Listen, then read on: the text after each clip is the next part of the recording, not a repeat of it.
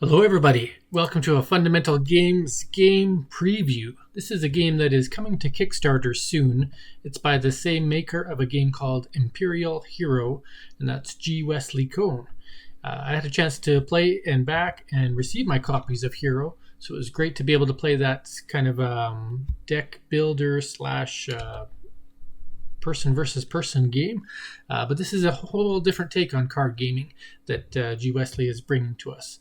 So this game is called The Market, and The Market is a 2 to 4 player micro game. Well, it's 2 players with 18 cards. If you get a second pack of 18 cards, then you can play 4 players. But anyway, it's a micro game featuring these cards, and you use them to purchase and manage resources with the goal to be the first to earn 10 hope from these permanent resources. So I'll do a little playthrough of the game, playing both sides, and show you how that works. It does come with a solo mode, but I won't be playing the solo mode today. A little bit of the lore of the game. In the land of Tempo, many years after the great cataclysm, the ground dwellers strive for survival. Some gather rich igneous soil from the edging of the flux. Others grow fiddleheads, a popular staple among the locals. And still yet others synthesize photonic energy light out of the flux edging. It all comes back to the market, so you have to leverage your resources to get ahead. And so you can see here in these cards exactly the resources that this lore is referring to. We have the soil that is precious and helps us grow what we need to grow. We have what we call let me read this again, sorry. This is fiddleheads, a popular staple. So fiddleheads is a form of vegetable or organic food. And then we have the light source here, the photonic energy. So when I'm referring to these cards in the game, I'm going to keep it simple. I'll refer it to soil, plants, and light. And I'll just keep it that simple for play purposes. Soil, plants, life, or light. Okay.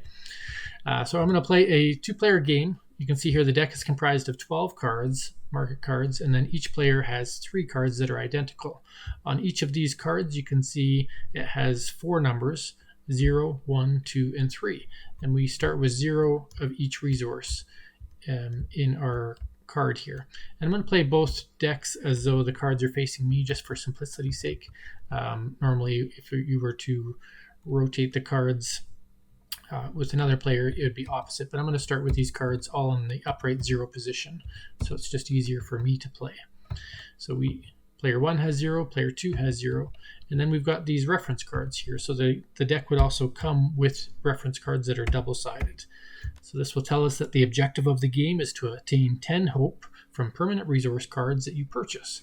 And hope is noted in the top left of each resource card. So if we take a look at one of these resource cards, you can see here 0 hope. If we look at another one, you can see here that one's worth 4 hope. So our objective is to gain a total of 10 hope that we've purchased. Now, when we play the game, there's a solo play multiplayer setup and then multiplayer gameplay. So in front of each player, we place one of each of the building type, the building that holds the soil, the building that grows the plants, and the building that obtains the light. And then we shuffle these resource cards in a face-down pile for people to share and draw from. Now, each player is going to take turns by doing one of several action choices, but they only get 1 action per turn. And so we'll take turns each doing a single action, choosing what to do, completing that action, and then passing it on to the next player. All right. And so we've already got that set up. And here's the multiplayer turn. So we will play where player 1 will go first, so the top player, and player 2 will go second, the bottom player. We're going to group these together, and you'll see how those resources are purchased and whatnot as I play, instead of me trying to explain everything. So, multiplayer turn, choose one of 3 options. I can either gather, and if I want to gather, I can gain any 2 resources, either on a single card or on 2 cards. And again, a resource is the light, the vegetables, and the plants and the soil. And so I would rotate my card to whatever value I want. So if I wanted 2 light, I could rotate it 2 times. If I wanted 1 light, I could rotate that once and then rotate my plant once. So just kind of, we're preparing our buildings to be able to purchase this stuff from the market. So that is one option that you can do on a turn. Second option is to explore. So if I want to explore, I would reveal a card from the deck, and then if I had the resources available, I could buy it right away. If I don't, I'd leave it face up on the available market, and then I get to flip another card. And if I don't buy either, I can gain any one temporary resource. So that's a nice perk, is I can look at cards, buy one if I want. If I can't buy either of them or choose not to buy either of them, I can still gain a resource. Now keep in mind, once you flip a resource over, it's available for the other player or players to purchase. So just something to keep in mind when you're playing the game. And then the third option is just to purchase. So rather than flip over a card, if there's a card you really want that's in the market, you can purchase a card. But you cannot explore, reveal a new card, and then buy another card. If you're exploring, you can only buy the card that you just revealed. So that's why purchase is a separate option, because you may want a card that's already been flipped, but just didn't have the resources in the past to get it. Now to buy, first you have to count your existing permanent resources that are toward the cost at the bottom of the card revealed, and I'll show you that as well. So let's just get into play. Now usually the first couple turns, players are going to choose what resources to build up, but some players may be more prone to want light, others may want plants, others may want soil, others may want to split it up amongst all three. So let's do a game where player one is really emphatic about light. Now they're going to need other resources as well, but they're going to emphasize light.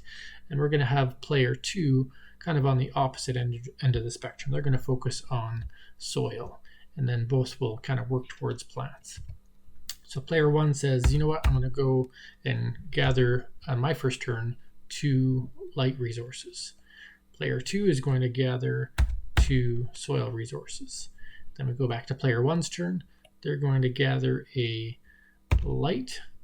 So now they're at their maximum of 3. You can't go any higher than 3.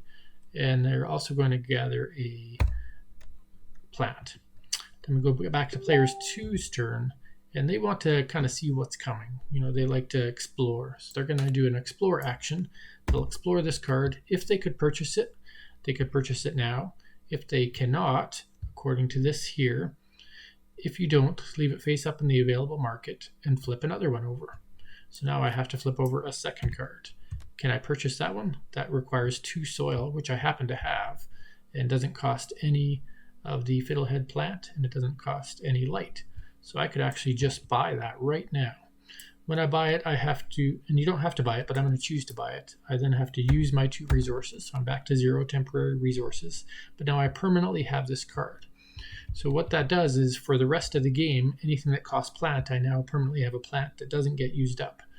And it's also worth 1 hope, so I currently have 1 point. Okay, now we're back to player one's turn. Now they saw this. This costs 3 light, 3 plants, and a soil, and is worth 3 hope. So that looks like a good investment for them. In order to get that, they're going to have to build up a few more resources. So they're going to take 2 plants, bring themselves up to 3, and that's their whole turn. So then we go back to player two's turn. Now player 2 really only has 1 plant resource, so for them exploring won't do them much good. They're going to go back and dig up some soil, get their soil prepped. We'll go back to player 1. Now they're at 3 and 3 with a 0 resource there. So they cannot purchase this yet. They could spend a whole turn just getting 1 resource, or they could explore and see if something else happens. So they're going to go with explore. This would cost 1 plant and 0 light. But it does give them a light. So you know what? They're going to do that. They'll use up 1 plant, bringing them back down to 2. And they're going to put this here. So now they permanently have an extra light resource. And it's worth 0 hope, but maybe that'll help them purchase things down the road. Short-term pain, I guess, for long-term gain. Now because they purchased a card, they don't explore another card. We go back to player two's turn. They have no way of getting this resource, so they know that their opponent's probably going to get that one. But you know what? They're going to invest a bit more. So let's bring this up to 3. And bring this up to a 1. So that's my 2 resources I gained. We go back to player one's turn. So player 1 has enough light, but they're going to work towards this card. Gain a soil, gain a plant, and their turn is over. Back to player 2. Well, we now have 3 and potentially 2 plant available and no light. Do we want to reveal a card? Not yet. Let's try bringing that up to 2 and that up to 1. And then we'll move back to player 1. Player 1 now has the resources available. They can use 3 light, which is basically, this is 1, 2, 3. And this doesn't get used up. It just can't be used again this turn. So that's their 3 light. Then it costs 3 plant. So this will go to 0. And it costs 1 soil. So this will go to 0. Now they've obtained this jar of light. And they're up to 3 hope now, plus 2 permanent light resources. So that's pretty handy for them. We'll put them side by side so you can see them. Player 2's turn. They now have plenty of resources, nothing to buy. So they're going to explore. So explore this card. Could purchase this. It's worth 4 hope, costs 3 soil, which we have, costs 2 of this, which we have, but it costs 4 light and we only have 1. So we cannot purchase that. We will explore another card. This costs 2 light, 3 plant, and 2 soil. So I also cannot purchase that. So we're kind of not so good here at this turn, but I do get to gain 1 temporary resource, so it makes the most sense to gain some light because that is what I need the most to buy one of these resources. We go back to player 1's turn. All they have at their disposal right now is a total of 3 light. These both cost more than 3 light, so there's no way they could buy any of that. They could flip a card and hope that something just costs light, but to them it probably makes more sense to get at least 1 of each of these resources right now. Back to player 2. We've been eyeing up this. This is worth 3 hope. This is worth 4 hope. Can we buy one of them now? Well, yeah, this one costs 2 light. And 3, which we have, and 2, which we have. So let's do that. We will reduce our 3 down to a 1 to pay for the soil. We will reduce our fiddlesticks plant. Now we have, this costs 3, so it costs 1, 2, and then this will be the 3rd, so that's how we gain that. And then the light, we have 0 or 2 right now, and we'll change that 2 to 0. So now we've paid 2, 3, and 2. So we'll put this here, so now we've got that. And we're up to 4 hope now. So player 2 has 4 hope, player 1 has 3 hope. Player 1's turn. We've got lots of light. We've got a couple of each of these resources. Maybe we can get lucky. We're going to explore, see if our light helps us out. This would cost 1 soil and no light, but gives us 0 hope. But you know what? It gives us a permanent soil. So let's spend that soil and gain that permanently. And that's our turn. Go back to this player, player 2. All they have is a soil and a few fiddlesticks. You know what? They're going to acquire 1 soil and 1 light and pass the turn. Player 1 now has a permanent soil and permanent light, but no permanent plants. But we do have some plant activity here. So let's go bring that up and that up and pass the turn. Go back to player 2. We have soil and sticks and 1 light. Not enough to buy any of that. Let's explore. Maybe we can pull ahead here. 4 hope costs 3 light. We can't possibly purchase that, so we'll explore a second card. This costs 3 light, which we also can't purchase, so really we can't purchase anything this turn. But we can acquire a good, and we can see that I am definitely in need of light if I'm going to get anywhere in this game. That's kind of the luck of these cards right now. So we'll gain 1 light as my bonus free resource for not being able to purchase a card. We go back to player 1, and they see this light that's worth 4 hope. It costs 3, which they have, but it costs 4 of these, which they don't have, and you can't get 4 unless you have extra fiddlesticks here, extra plants, and so this player can't possibly purchase this right now. So that one's off limits. This one here would just cost 3 light, and it's worth 2 hope, so we could invest in that. And this one costs 3 soil, which we don't have. So we're just going to take the turn and purchase the light. Will cost 3, so 1, 2, plus my permanent 1. So now we have purchased that. We're up to 5 hope now, but running out of resources, but lots of light available. Go back to player 2. Player 2 has a little bit of light, but not enough to purchase either of those. And let us decide, you know what, how much we have. We have 4 hope right now. Both of these are worth 4 hope, so the better investment would be, can't buy anything on my next turn.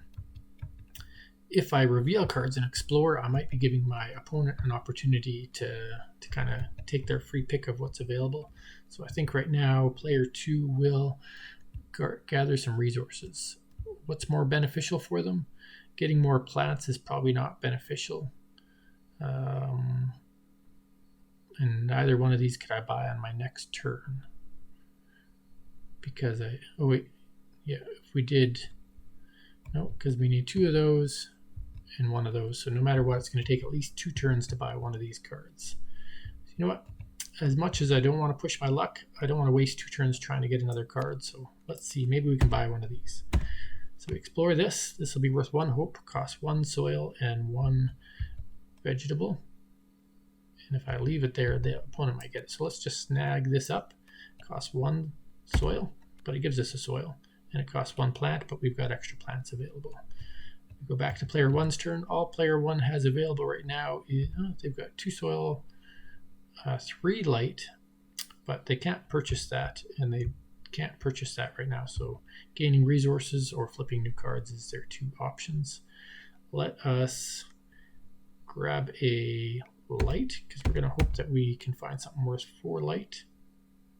You know what? 4 light, 2 sticks, and 3 soil. We could just gain 1 more soil. There. We're now set up to buy this on the next turn, which this player knows and can't do anything about. That's going to get them 4 hope, really close to winning. So player 2, we're at 5 hope. We have 2 potential soil, 2 plants, and 2 light. So 2, 2, and 2. We can't buy any of these. We know what the opponent's going to buy next turn, so let's explore and hope we find something that we can buy. 3, 3, and 3. We can't buy that. And this is 3, 3, and 5. We definitely can't buy that. So we'll gain 1 free resource. All of these require light, so apparently light was a good option to go with this game. We'll go back to player 1. Player 1 is laughing with 4 light. So with 4 light, they have 3, 4, 5 hope. If they could buy a card worth 5 hope, they would win the game. Can they buy this? No. No. So they do have 3 soil. They have 4. So what they could do is set themselves up to win on the next turn, hoping that their opponent can't win on their turn. So their opponent has 5 hope and doesn't have a hope of purchasing the 5 hope card. So they're going to plan ahead to purchase this 5 hope card next turn. In order to do that, they're going to need 1 more light resource. So now they're up to 2 plus 3. They'll have 5 next turn. And they're going to get 1 more plant fiddlestick resource. So that's their 2 resources. And next turn they'll have 3, 3, and 5, which will let them buy that. We go back to player 2. Their hopes are kind of crushed now because they might have invested in things that weren't worthwhile or took a tough strategy. They've got 3 light. So could they purchase this card? No, because we don't have enough plants. Could they purchase this card? No, because we don't have enough plants. Could we purchase this card? No, because we don't have enough light. So there is literally nothing on the table that they could purchase. And knowing that their opponent is going to buy this next turn, really their only option might be to explore and hope this card is something that would give them some hope. And it unfortunately does not. So they choose not to buy it. There's no more cards to flip over, so they will gain 1 free resource. Will gain a plant.